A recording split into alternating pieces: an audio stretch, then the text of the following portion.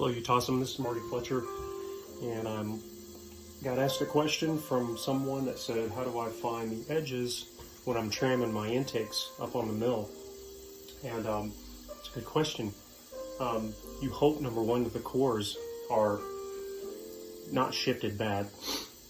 But basically, when it comes to the machine side of the head here, this flat line on the back right here is what I basically start with.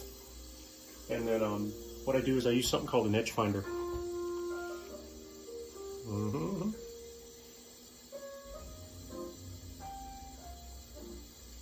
So I zero my edge finder, and then once I touch off on the very back edge right here, I zero my X and my Y axis here on the mill.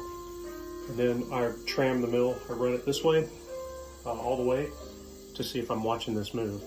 If I do, then I have to go back in and I have to loosen my hold downs on the inside here, and then just ever so slightly tap the manifold, and then tram from this side over here back to that side until that guy don't move anymore. And I'm within my zero x-axis on there. And then from that point, I've got a template that I 3D printed out. Imagine that, 3D printing.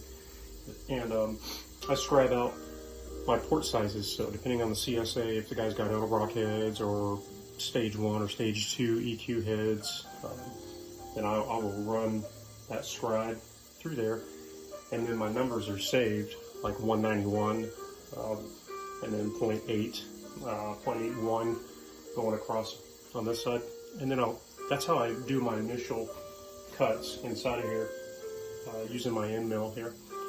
And then once that's done, flip the manifold over and start again. So I guess the big point is everybody thinks, oh wow, you can just get in there and just start milling stuff and you'll be done in no time. Well, and once again she went out. Hold on. It doesn't work that way because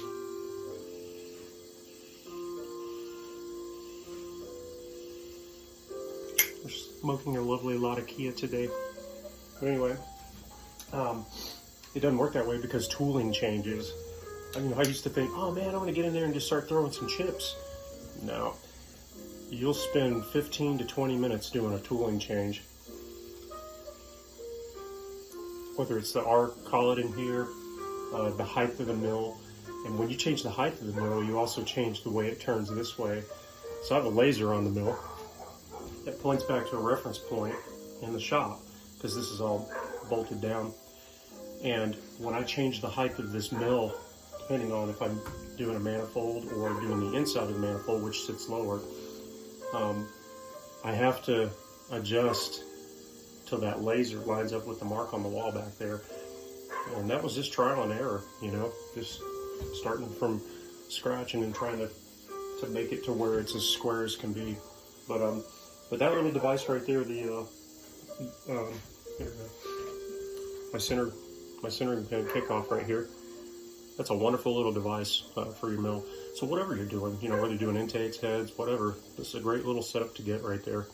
And I think I picked mine up off of eBay, and but anyway, so hopefully that answers your question. I pretty much use the back line of the head right there to start my basis for my CSA for my port work on here. So hope you guys enjoy that.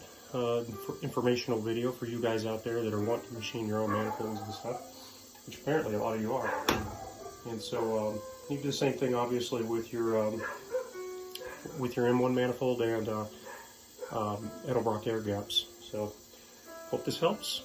Peace out. Talk to you guys later.